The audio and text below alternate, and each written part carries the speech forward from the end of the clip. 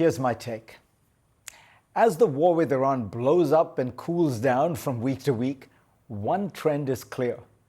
The biggest beneficiary of this conflict is China. Beijing did not have to fire a shot, spend vast sums, or use up political capital, but it has gained more from this crisis than any other in 3 decades. The war accelerated 3 of China's long-held goals: a Middle East less dependent on America, a world more dependent on critical Chinese technology, and a reputation for Beijing as a serious and steady world power. Beijing has not tried to replace Washington as the Middle East's military guarantor. That would require expensive commitments. Its aim has been simpler and more subtle: get Gulf states to detach somewhat from the American orbit. Donald Trump is doing much of that work for Xi Jinping. America's Gulf allies have watched as Washington waged this war in chaotic fashion and with little regard for the damage inflicted on their cities, infrastructure, and economies. The Gulf is now dividing into 2 camps. The United Arab Emirates is drawing closer to Israel and Washington, but a larger group led by Saudi Arabia and including Qatar, Oman, and perhaps Iraq and even Turkey is likely to seek long-term security through a balance: continued ties with the United States, but also dialogue with Iran and better relations with China. That is precisely the regional order Beijing has favored. In 2023, China brokered the restoration of diplomatic relations between Saudi Arabia and Iran. Riyadh has since resisted joining certain American-led joint data center and computer chip projects.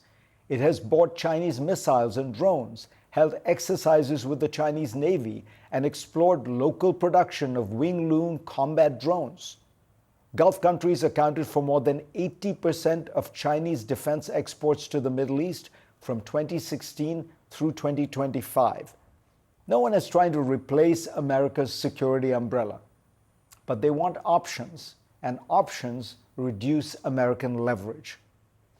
China's more impressive victory is geoeconomic. At first glance, a country that imports about 70% of its oil should be among the war's biggest losers. Yet China has weathered the shock better than most countries because it spent years preparing. It diversified suppliers, built what is estimated to be the world's largest oil stockpile, continued using coal and expanded nuclear power, and electrified its economy on a scale no other major country has matched.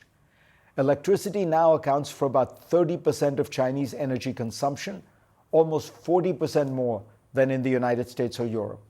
China installed more than half of all new global wind and solar capacity in 2024.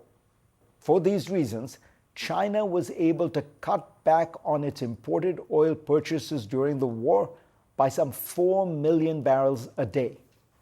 The war has become a giant advertisement for China's critical technologies. Governments everywhere are looking to build up their solar power, batteries, wind turbines, electric vehicles, and grids. China controls about 91% of global solar panel manufacturing capacity and 89% of lithium-ion battery capacity. Chinese firms manufacture at least 70% of almost all clean energy technologies tracked by Bloomberg. The longer energy insecurity persists, the more the world will buy into industries China dominates. The war also advances a key Chinese goal: weakening the dollar's hold over global commerce. Iran reportedly allowed some tankers through the Strait of Hormuz on the condition that transactions be settled in Chinese renminbi or in cryptocurrency. China and its partners have effectively expanded renminbi-dominated trade to reduce exposure to American sanctions. The shift will be gradual, but the trend is now unmistakable, away from dollar dominance. Finally, there's the reputational windfall. The Trump administration entered this war with grand goals: regime change, destruction of Iran's nuclear program, eradicating its ballistic missile capabilities, and its support for regional proxies. It has achieved none durably. Instead, it is now hoping simply to open the Strait of Hormuz, which was open before the war began.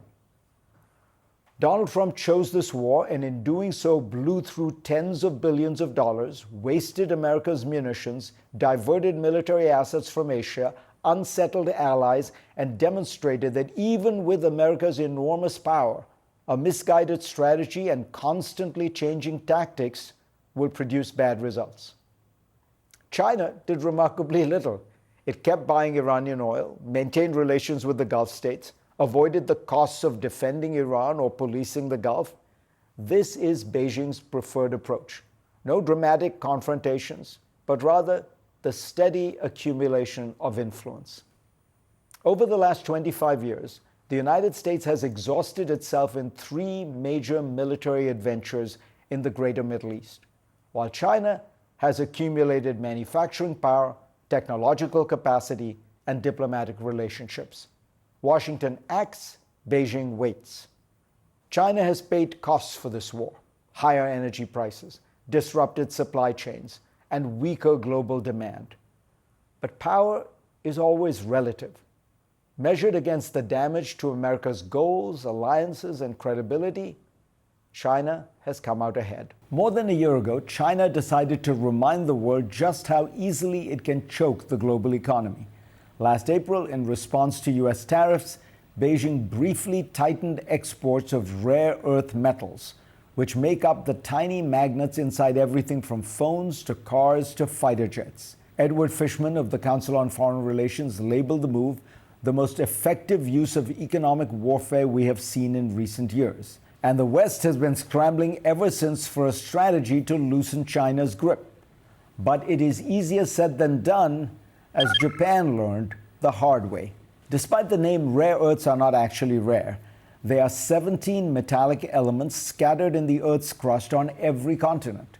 What is rare, though, is the capacity to refine them. It is a filthy, expensive process that leaves behind toxic waste. Decades ago, China made a long-term bet on an industry that many other countries were happy to avoid. As former Chinese leader Deng Xiaoping famously said, "The Middle East has oil, China has rare earths." Today, this bet has paid off. Beijing now refines roughly 90% of the world's rare earth supply. Japan discovered the danger of China's dominance long before anyone else. Back in 2010, a Chinese fishing trawler rammed two Japanese Coast Guard vessels near the Japanese-controlled Senkaku Islands, which China claims. After the Japanese authorities arrested the Chinese captain, Beijing retaliated by freezing rare earth shipments to Japan. At the time, Japan relied on China for about 90% of its rare earth imports. Even Tokyo's own officials were caught flat-footed. Tatsuya Terazawa, then in charge of economic policy at Japan's trade ministry, recently admitted to the New York Times that at the time he had zero knowledge about rare earths.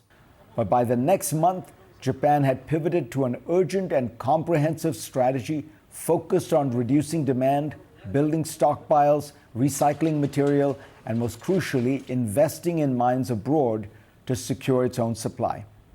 The country's crowning achievement was backing a struggling Australian mining company called Lynas, which digs up ore in the outback and refines it 5,000 miles away in Malaysia. Nearly 16 years on, Japan's approach has led to steady but slow results.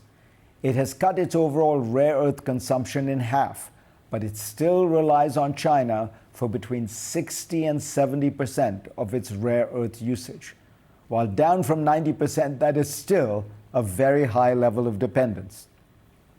But it meant that when China restricted exports again this year, after a diplomatic spat over Taiwan, Japan was much better prepared. It released stockpiles and it could use its supplies from Lynas, the miner it rescued 15 years earlier, which has now become the biggest rare earth producer outside of China. So what can the West learn from Japan? The first lesson is patience. President Trump has declared it would take about a year for the U.S. to secure enough rare earth supplies. That statement is totally divorced from reality.